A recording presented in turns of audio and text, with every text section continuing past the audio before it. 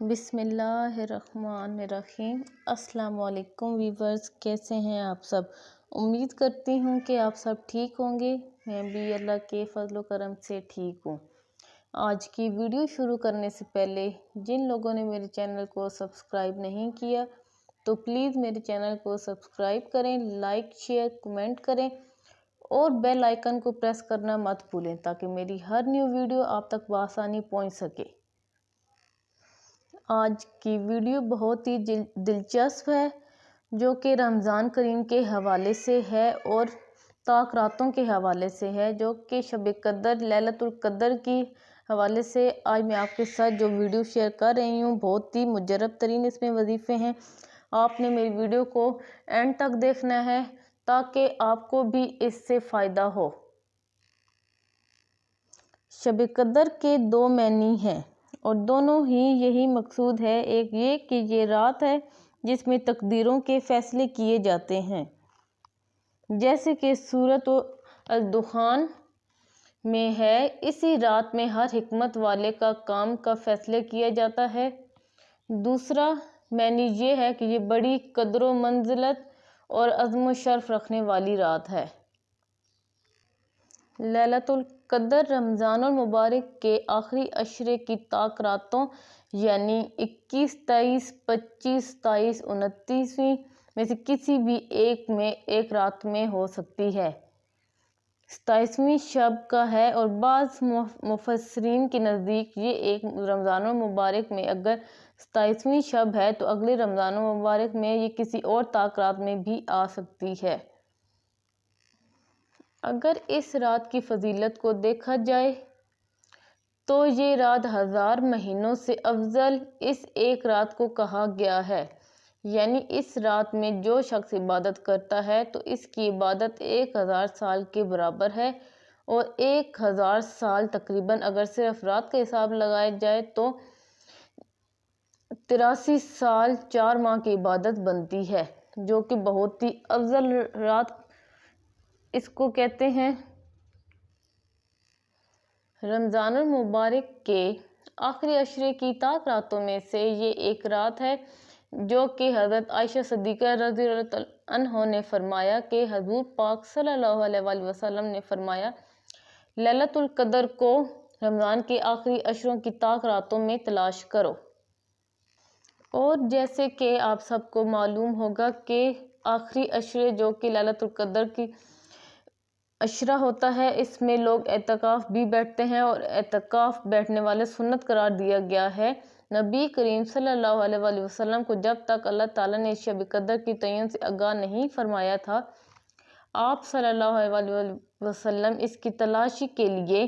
پورا رمضان اعتکاف کرتے تھے، لیکن جب آگاہ فرما دیا گیا تو وصال تک صرف آخری عشرے کا اعتکاف فرماتے رہے۔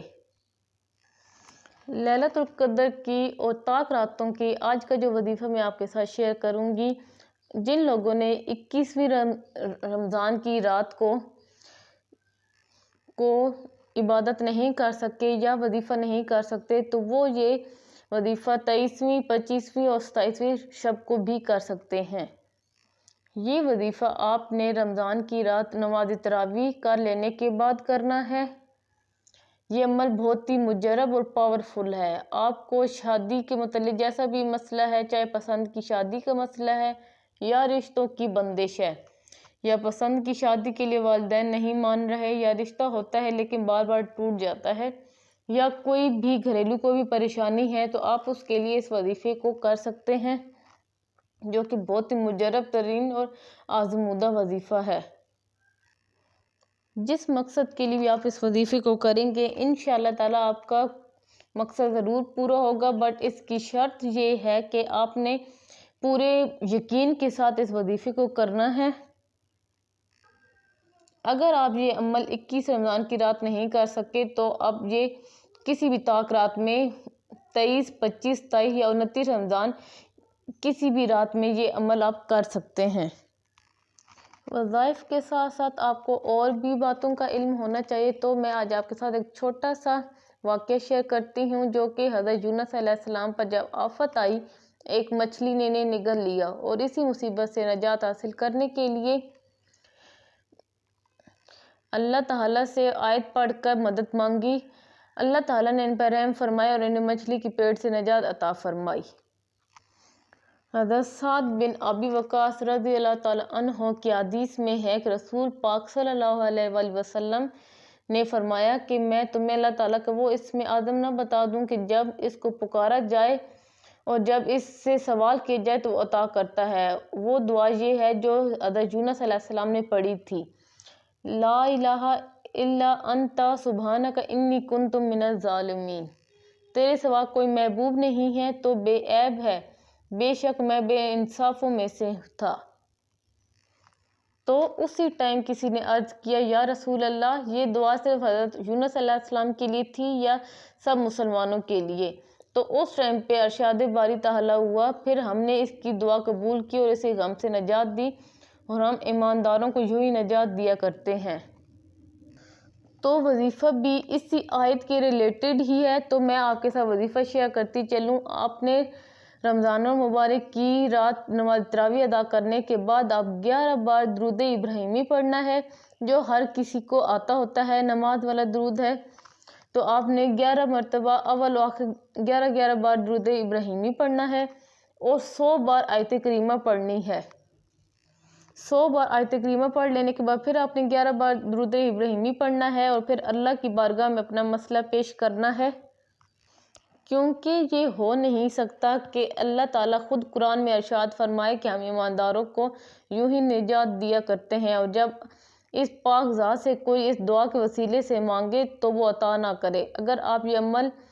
23 رمضان کی رات سے لے کر 29 رمضان کی رات تک کریں گے تو انشاءاللہ تعالیٰ آپ کی دعا ضرور قبول ہوگی، اور ان میں سے کوئی بھی شب قدر کی رات ہو سکتی ہے، اور جو آپ کی دعا کا ذریعہ بنے گی، اور انشاءاللہ تعالیٰ آپ کی دعا ضرور قبول ہوگی۔ اور جیسے کہ آپ سب جانتے ہیں کہ قرآن کریم میں سب آیات ایسی ہیں جو اللہ کے نام سے اور رب کے نام سے شروع ہوتی ہیں، اور آیت کریمہ ایک واحد دعا ہے جو نہ کہ اللہ کے نام سے نہ رب کے نام سے شروع ہوئی۔ آیت کریمہ ایک ایسی دعا ہے جس کی بہت سی فضیلتیں لکھی گئی ہیں، خاص کر رات کو اٹھ کر پڑھنا ہر مشکل کا حل ہے۔ قرآن کریم میں اس کا ارشاد ہے کہ یہ کسی بھی غم اور حاجت میں یہ بہت ہی مجرب ہے، اور اس آیت کو اللہ تعالیٰ کی تعریف ہے اور اس کا تاثیر بہت ہی باعث قبولیت ہے۔ اس کی تلاوت کا دورہ ثواب ہے، تو اس کو جب بھی آپ پڑھیں اور جس مقصد کے لیے بھی آپ اس آیت کریمہ کا ورد کریں تو انشاءاللہ تعالیٰ آپ کا مقصد ضرور پورا ہوگا۔ تو آج کا وظیفہ یہی تھا، امید کرتی ہوں کہ آپ کو میری ویڈیو پسند آئے گی اور آپ کو وظیفہ بھی پسند آیا ہوگا۔ تو زیادہ سے زیادہ میری ویڈیو کو شیئر کریں اور پلیز میرے چینل کو سبسکرائب کریں تاکہ میں آپ کے لیے اور مزید اچھی ویڈیوز لا سکوں۔ تو اب میں آپ سے ملوں گی نیکسٹ ویڈیو میں، تب تک کے لیے